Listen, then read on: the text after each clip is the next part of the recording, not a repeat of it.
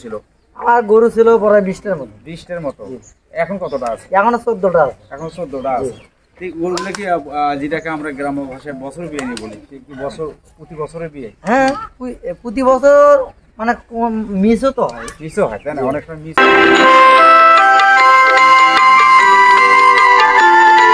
শুধু দর্শক, দেশ এবং দেশের বাইরে থেকে যারা আমার ভিডিওটা প্লে করবেন তাদের প্রতি আন্তরিক শুভেচ্ছা ভালোবাসা জানিয়ে শুরু করছি দিনাজপুর ডিস্ট্রিক্ট ঘোড়াঘাট থানা মাছের টিভির পক্ষ থেকে। একদম গ্রাম অঞ্চলে তারা কিছু দেশি গরু লালন পালন করে।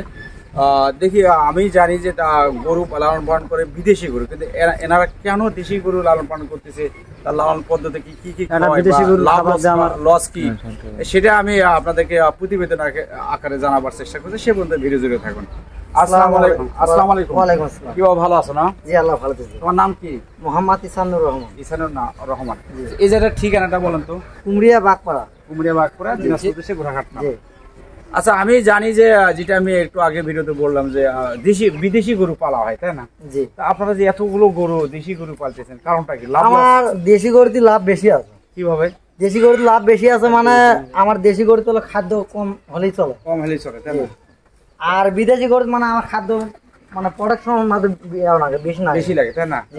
তো এখন এই গরুগুলো প্রথমে আপনার কতটা গরু ছিল? আমার গরু ছিল প্রায় 20টার মতো। 20টার মতো। এখন কতটা আছে? এখনো 14টা আছে। এখন 14টা আছে। গরুগুলো কি যেটাকে আমরা গ্রাম্য ভাষায় বছর বিয়ে নিয়ে বলি, কি বছর প্রতি বছরের বিয়ে? হ্যাঁ, প্রতি বছর মানে মিসও তো হয়। মিসও হয়, তাই না? অনেক সময় মিস হয়ে যায়।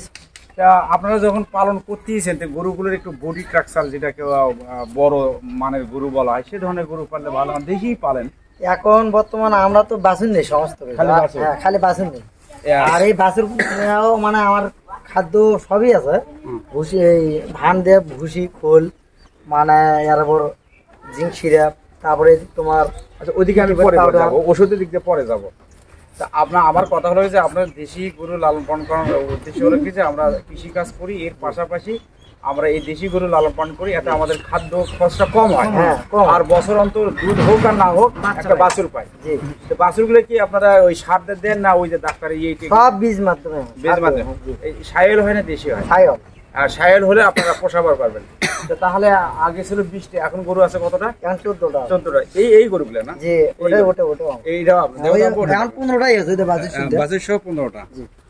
এখন হলো গরুগুলো খাবার কয় বেলা দেন আপনারা? খাবার আমার 3 বেলায় চলে। 3 বেলায় কি কি খাবার দেন? এখন বর্তমান খাবার চলছে হলো ওই, এখন তো খাদ্য ভাঙিনি তো, এখন বর্তমান ধান, ভুট্টা এলে মিক্স করে, তারপরে টিডিবেট পাউডার, মানে এর সাথে ভাঙে শুদ্ধ একবারে মানে ভাঙে করে না, তারপরে টাইমলি ওটা এখন খোরাই বাড়ি হিসাব করে মানে দেন কিভাবে যে গরুর যে যেরকম বডি সেই কতটুকু খাবার খায়, বডি ওয়েট মাপ করে এটা করে, মানে গরু প্রতি হাফ কেজি করে যায়। হ্যাঁ, দিনে কি 2বার দেন না 3বার? 2বার দেন। গরু 1 কেজি করে। তাতে আপনারা মনে করেন যে বছরে আপনি 6 লাখ টাকা কামাই করলেন গরুতে, 5 লাখ বা 3 লাখ টাকা। আনুমানিক কত একটা খরচ যায় আপনাদের বছরে? তাও আনুমানিক 1 লাখ টাকা যাবে। আর ওই 1 লাখ টাকা যাবে। এখন আপনার লাভ 2 হোক 3 হোক 2.5 হোক, ওটা আপনাদের লাভ থাকবে। 1 লাখ টাকা বাদ দিয়ে এটাই তো, তাই না? আচ্ছা, আপনার গরুগুলো কি রোগ হয় না? রোগ হয়। কি রোগ হয়? রোগ বর্তমানে এখন ইয়ার আগে আসলো খুরে আসলো, বসন বলে, সিলে যায়, তাই না? তাহলে আপনার চিকিৎসা কিভাবে করেন? ওরা সব মানে ডাক্তারের মাধ্যমে। তা এখন তো প্রতি বাড়ি শিক্ষিত যুবক, আমার মনে হয় একটা প্রশিক্ষণ নিলে ভালো হয় না? তাহলে ডাক্তারের খরচটা কমে যায়।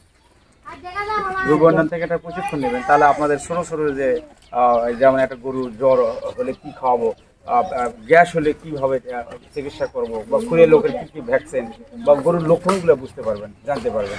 মানে এই যে আপনার অসম্ভব যদি আপনার বলেন তাদেরকে, ওরা একটা 3 মাসের ট্রেনিং এর ব্যবস্থা করে দেবে। তাতে আপনার সুবিধা হবে যে আপনি পারিবারিকভাবে যে গরুগুলো লালন পালন করবেন, সেগুলো নিজে আপনি পরিচর্যা করতে পারবেন।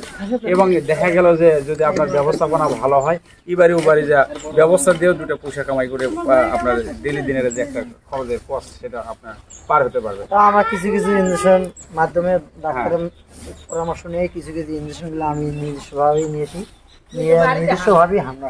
আচ্ছা, দর্শক শুনলেন, আমি আমার পরিচয় হলো, আমি অবসরপ্রাপ্ত লেসপ্রো মোহাম্মদ আইনুল হক। আমি একটা সুসংবাদ আপনাদের দিই, আমি আগামী নির্বাচনে 25 সালে চেয়ারম্যান ক্যান্ডিডেট। এখানে আমি বাড়ি বাড়ি ভোটের জন্য ঘুরতেছি, হঠাৎ করে দেখলাম যে গ্রামের বাড়িতে এরকম কিছু গরু। তো যেহেতু আমার একটা চ্যানেল আছে, এই চ্যানেলে দেওয়ার জন্য গরুগুলো আমার ভিডিও করা।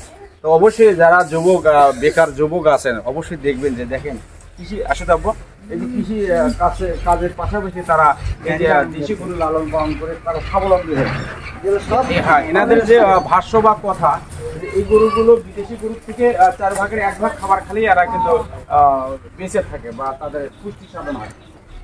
যারা হোটেলে বা এখানে সেখানে বসে অযথা সময় নষ্ট করেন, বন্ধু বান্ধবের তালে পড়ে সময় নষ্ট করেন, তাদের প্রতি আমার আন্তরিক শুভেচ্ছা ভালোবাসা রইলো। অবশ্যই জেনে শুনে বুঝে সুঝে আপনারা যদি দেশি খামার করেন বা পোলট্রি খামার করেন বা মাছের চাষ করেন, বেকার সমস্যার সমাধান করার যে লক্ষ্যগুলো সেগুলো যদি আপনারা ফলো করেন, অবশ্যই আপনাদের একটা পারিবারিক সুবিধা আনয়ন করতে পারবেন।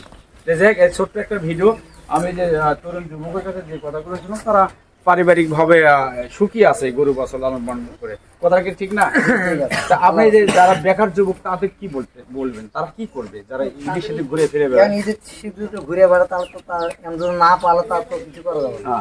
যাই হোক, ভিডিওতে সংক্ষিপ্ত করলাম, শুধু দর্শক আর লম্বা না করে এখানে শেষ করছি। ওই যুবকের কথা যে কিছু করতে হবে, আপনারা লালন পালন যেটাই করেন, যে সেক্টরে যান, আপনারা কিছু করেন, করলেই আপনাদের ভাগ্যের উন্নয়ন ঘটবে। তাই ভিডিওটা লম্বা না করে এখানে শেষ করছি। দেশ এবং দেশের বাইরে সবার প্রতি আন্তরিক শুভেচ্ছা ভালোবাসা জানিয়ে শেষ করছি, এবং আপনাদের প্রতি অনুরোধ রইল 5 ওয়াক্ত নামাজ পড়বেন এবং দিন শেষে একটা ভালো কাজ করবেন। আল্লাহ হাফেজ।